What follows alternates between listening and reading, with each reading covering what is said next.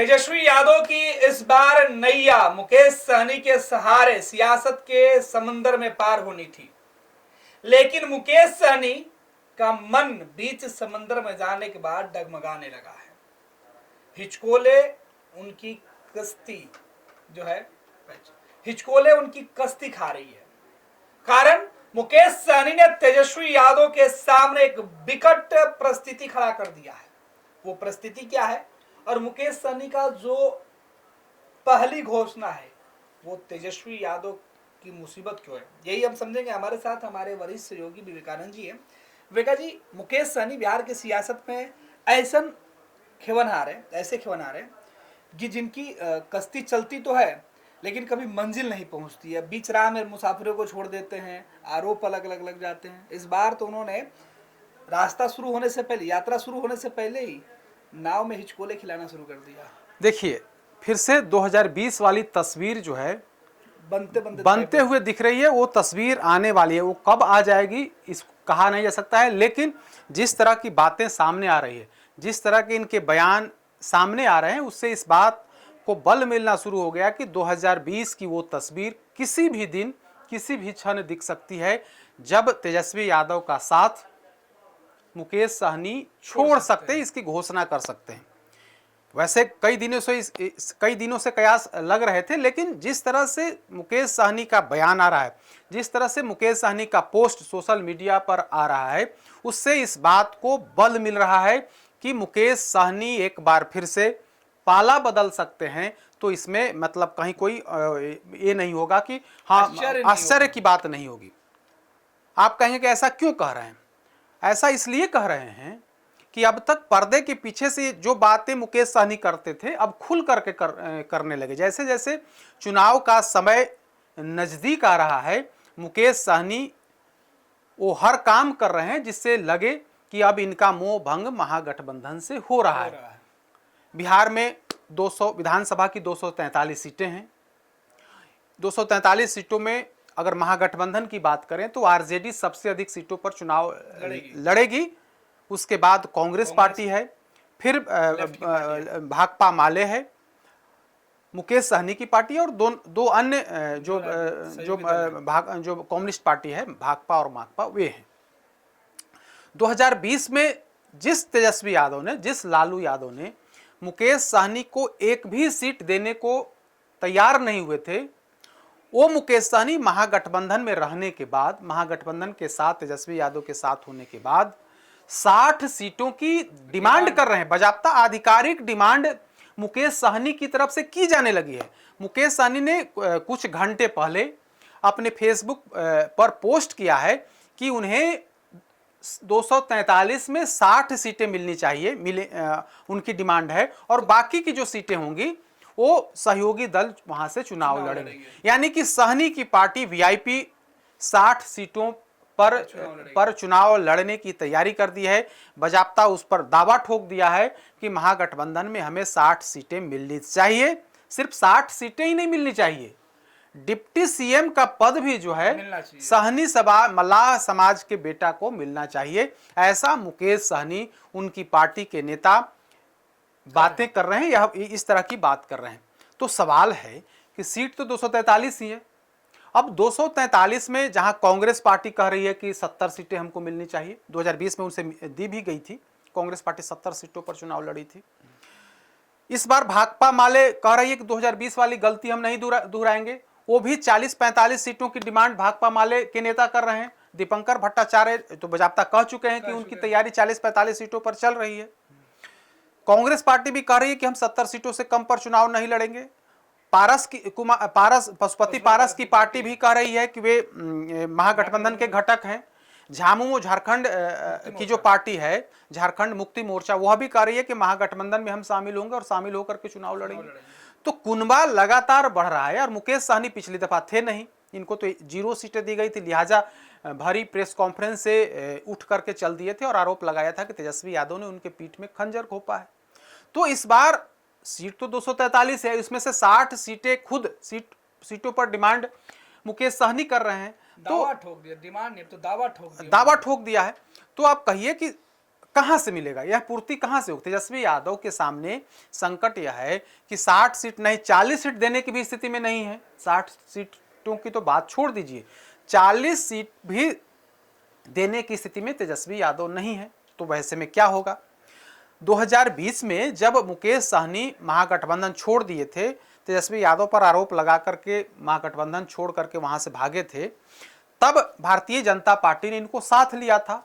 तब बीजेपी ने हाँ बीजेपी ने तब सुशील मोदी यहाँ नेतृत्व कर रहे थे बिहार बीजेपी का, तो उन्होंने केंद्रीय नेतृत्व से इनकी बात कराई थी और इनके खाते में बीजेपी ने अपने कोटे से 11 सीटें इनको विधानसभा की दी थी। उन 11 सीटों पर मुकेश सहनी की पार्टी चुनाव लड़ी, 4 सीटों पर इनके प्रत्याशी जीते।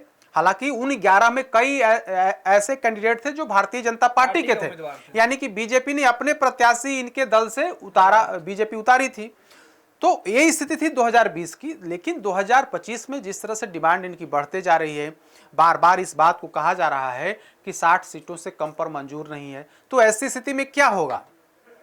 ऐसी स्थिति में क्या होगा? तो क्या मुकेश सहनी एक बार फिर से पाला बदलेंगे?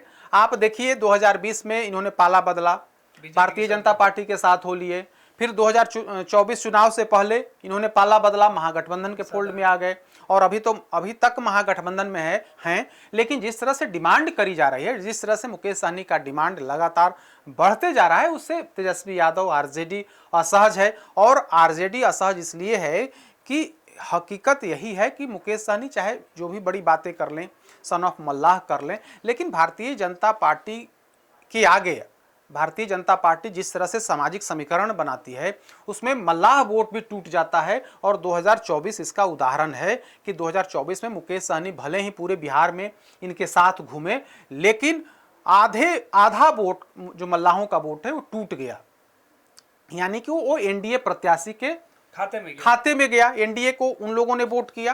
तो लालू प्रसाद यादव और आरजेडी या फिर तेजस्वी यादव पूरे समीकरण को समझते हैं, गुना भाग वे समझते हैं, देखते हैं कि आखिर मल्लाहों का वोट साथ रहने के बाद, मुकेश सहनी के साथ होने के बाद भी इनके तरफ पूर्णतया टर्नअप नहीं हो पाता है।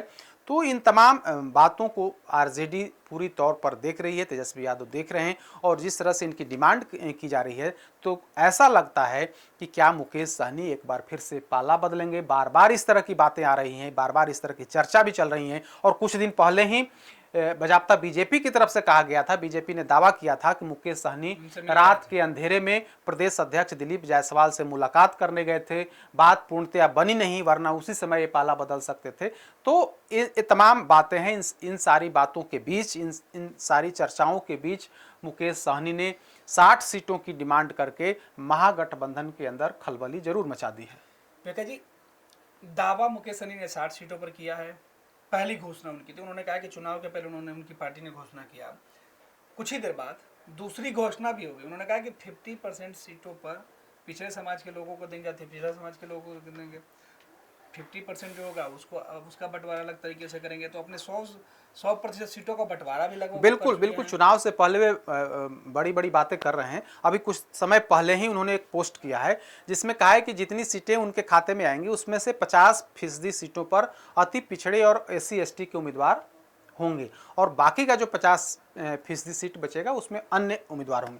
वैसे बता दें कि मुकेश सहनी की पार्टी, वे खुद को सन ऑफ मल्लाह कहते हैं, मल्लाहों की पार्टी VIP मानी जाती है। लेकिन 2024 के लोकसभा चुनाव में इन्होंने एक भी सीट मल्लाह जाति के कैंडिडेट को नहीं दी। 3 सीटें इनको दी गई थी, लेकिन तीनों में से एक पर भी मल्लाह जाति के कैंडिडेट नहीं उतरे। तब इनकी खिंचाई भी हुई थी, सवाल भी इन पर खड़े हुए थे, क्या बात मल्लाहों की करते हैं, बात निषाद की करते हैं। और जब टिकट देने की बारी आती है तब आप दूसरे समाज के लोगों को, समाज के उम्मीदवार को आप टिकट देते हैं। और कहा गया था कि टिकट देने के पीछे बड़ी थैली काम किया था कि उस थैली की वजह से ही मुकेश सहनी ने अपने समाज को नहीं बल्कि दूसरे समाज से आने वाले लोगों को, उम्मीदवारों को आपने टिकट दिया, आपने उम्मीदवार बनाया। अब 2025 है तो 2025 में दावा 60 सीट का, और जो 60 सीट मिलेगा उसमें से हम आधा अति पिछड़ा को देंगे और SC ST को देंगे, और बाकी की जो सीटें बचेंगी 50% उसमें हम दूसरी जाति के उम्मीदवार को टिकट देंगे। तो दावे बहुत सारे हैं, लेकिन मुकेश सहनी का जो तमाम दावा है वो हवा में ही रह जाता है, धरातल पर उतरता नहीं है।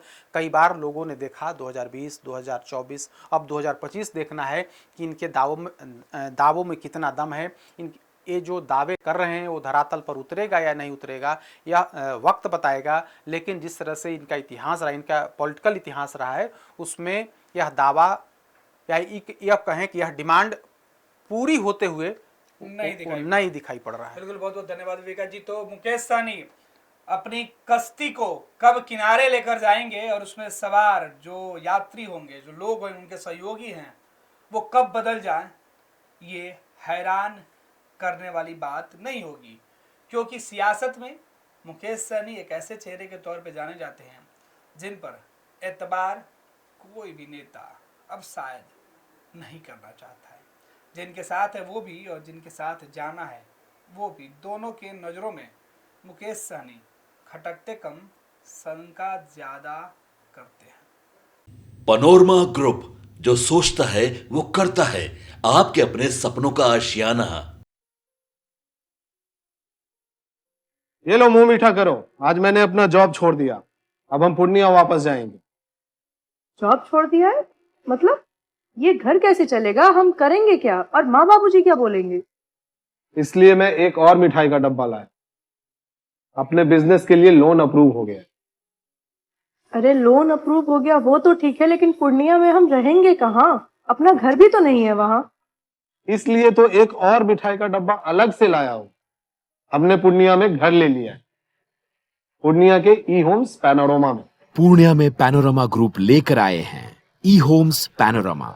बड़ा घर, आलीशान जिंदगी और अत्याधुनिक सुविधाओं के संग। अरे अब क्यों मुंह मीठा करवा रही हो? क्योंकि हम घर वापसी जो कर रहे हैं। घर वापसी की खुशी पूर्णिया में ई होम्स पैनोरमा के संग। E Homes Panorama, luxurious lifestyle redefined.